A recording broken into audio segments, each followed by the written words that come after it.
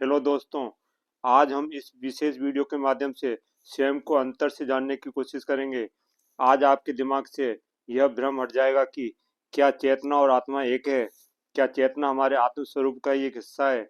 आज की हर एक बात को अगर आपने विवेक के साथ समझा तो यह सत्य है कि आज से आपके जीवन में स्वतः ही रूपांतरण होना शुरू हो जाएगा तथा आप इस आध्यात्मिक जगत में फैले बहुत बड़े भ्रम से बाहर आ जाएंगे। जब आप अपने होने को पहचान लेंगे तो ना तो आपको कुछ करना शेष होगा और ना ही ऐसा कोई कार्य होगा जिसे करना या पाना आपके लिए असंभव होगा।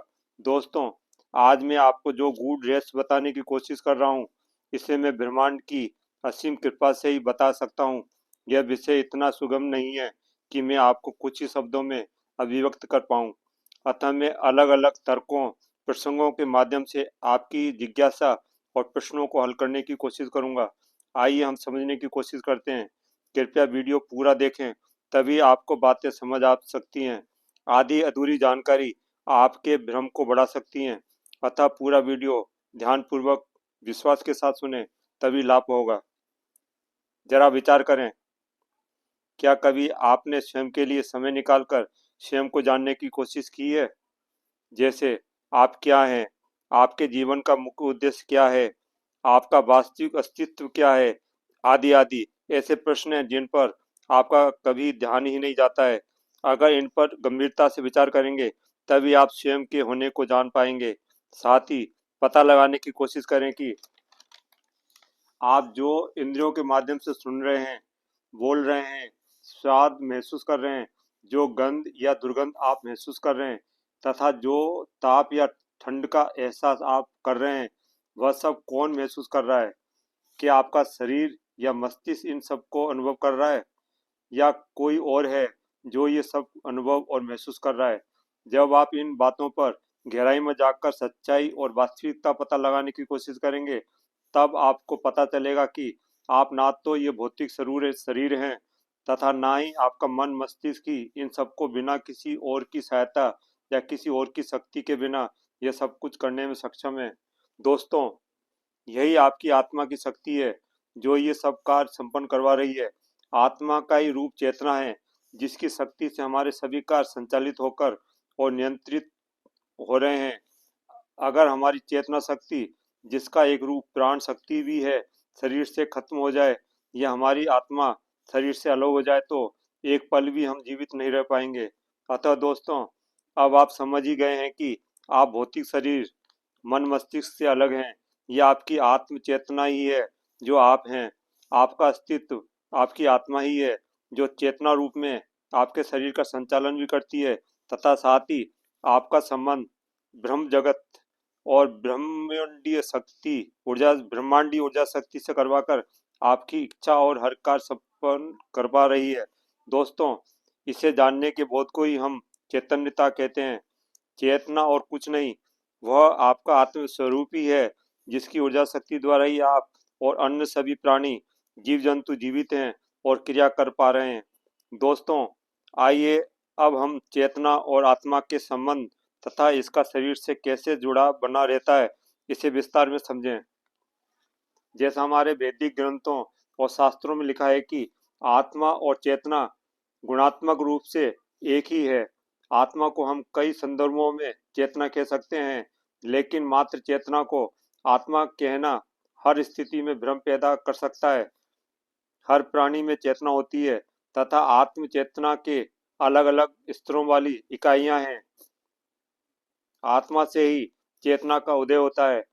चेतना ही हमारे अस्तित्व का मूल तत्व है। इस चेतना के कारण ही शरीर जीवित रह पाता है तथा हम कार्यशील बने रह पाते हैं।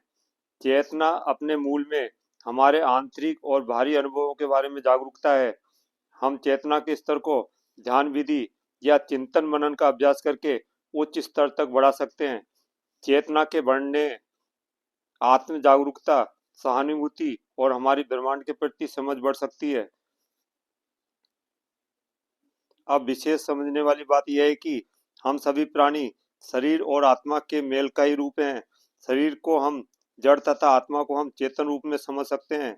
इस भौतिक शरीर में आत्मा की उपस्थिति ही हर प्राणी की चेतना का कारण है। बिना आत्मा के चेतना का अस्तित्व संभव ही नहीं है। अतः हम मान सकते हैं कि आत्मा ही सभी प्राणियों की चेतना है। वेदांत दर्शन के अनुसार आत्मा शुद्ध, अविनाशी और सर्वव्यापी है। चेतना आत्मा की प्रकृति है जिससे शरीर में जीवन बना रहता है।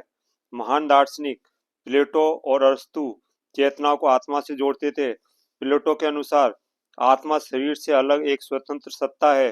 अतः हम मान सकते हैं कि आत्मा ही चेतना का स्रोत है। हाँ, हमारा दिमाग चलता है तथा शरीर की हर प्रक्रिया का संचालन दिमाग या मस्तिष्क द्वारा नियंत्रित किया जाता है, लेकिन दिमाग में चेतना हमारी आत्मिक चेतना द्वारा ही पहुंचाई जाती है।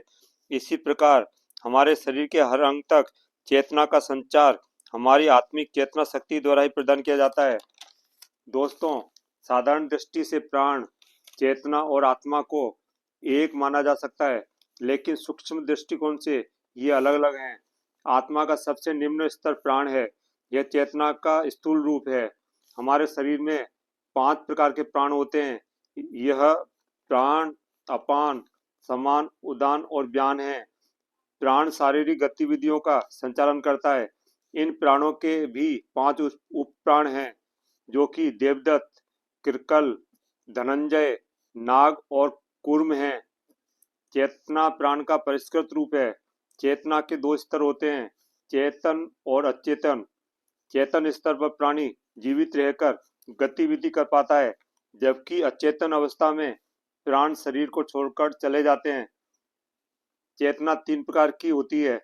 चेतना, जिसे कॉन्शियसनेस या जागृत अवस्था भी कहते हैं, पराचेतना अर्थात सुपर कॉन्शियसनेस अवस्था, और उपचेतना अर्थात मूर्छा की स्थिति। वेदांत में इन्हीं को जागृत, सुषुप्ति और निद्रा कहा जाता है। चेतना और प्राण का नियंत्रण आत्मा ही करती है। चेतना का स्तर घटता और बढ़ता रहता है, जबकि आत्मा को स्थिर स्वरूप और सत्य माना जाता है। जब चेतना अपने उच्च शिखर पर पहुंच जाती है, तब आत्मा और चेतना एकाकार हो जाती है। इसे ही हम मोक्ष या सत्य ज्ञान की प्राप्ति कहते हैं। चेतना की उच्चतम अवस्था को ही हम चैतन्य कहते हैं। इस चैतन्य अवस्था में व्यक्ति अपने असली स्वरूप को पहचान पाता है तथा वह ब्रह्मांड के साथ एकता का अनुभव करता है। चेतन अवस्था में व्यक्ति की चेतना पूर्णतः जागृत होती है तथा उसे जीवन के वास्तविक उद्देश्य और अर्थ का बोध हो पाता है। अंत में दोस्तों, ध्यान अर्थात मेडिटेशन आत्मबोध की सबसे प्रभावी विधि है। जब हम ध्यान की उच्च अवस्था तक ध्यान में गहरे उतरते हैं तो हमारे मन के सभी विचार और भावनाएं शांत हो जाती हैं तथा हम शरीर से भी शून्य अवस्था में आ जाते हैं। इससे हमारी अंतः चेतना जागृत होती है। इसी अवस्था में गहराई में जाने पर हमें आत्मा की सच्ची अनुभूति प्राप्त होती है। इसे ही हम आत्म साक्षात्कार भी कहते हैं।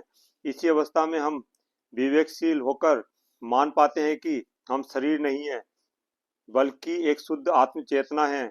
यही आत्मबोध हमें आध्यात्म के उच्च स्तर पर ले जाता है। दोस्तों, मुझे आशा है कि बातें आपके समझ आई होंगी। ये ऐसा रहस्य है जिसे कम शब्दों में समझना या समझाना आसान नहीं है। समय सीमा के कारण मैं इस वीडियो के माध्यम से विस्तार में नहीं बता पाया हूँ। मैं शीघ्र ही आपके मार्गदर्शन के लिए इसका अगला पार्ट बनाऊंगा। अतः वीडियो को लाइक के साथ साथ सब्सक्राइब अवश्य कर लें, तभी नोटिफिकेशन आपको मिलना संभव होगा। अंत तक जुड़े रहने के लिए धन्यवाद।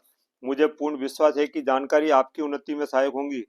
मैं एक ही वीडियो के माध्यम से पूर्ण जानकारी समय सीमा के कारण नहीं दे पाया हूँ। मैं कोशिश करूँगा कि शीघ्र ही नेक्स्ट वीडियो इस पर बनाऊँ ताकि आपको पूर्ण लाभ प्राप्त हो। अतः चैनल को लाइक और सब्सक्राइब अवश्य करें तथा साथ ही बेल बटन क्लिक करके ऑल सेलेक्ट करें, तभी सही समय पर उपयोगी वीडियो के नोटिफिकेशन प्राप्त होते रहेंगे। अगर कोई समस्या सुझाव हो तो कमेंट करें। मैं कोशिश करूंगा कि रिप्लाई करके या वीडियो बनाकर आपको सहयोग करूं।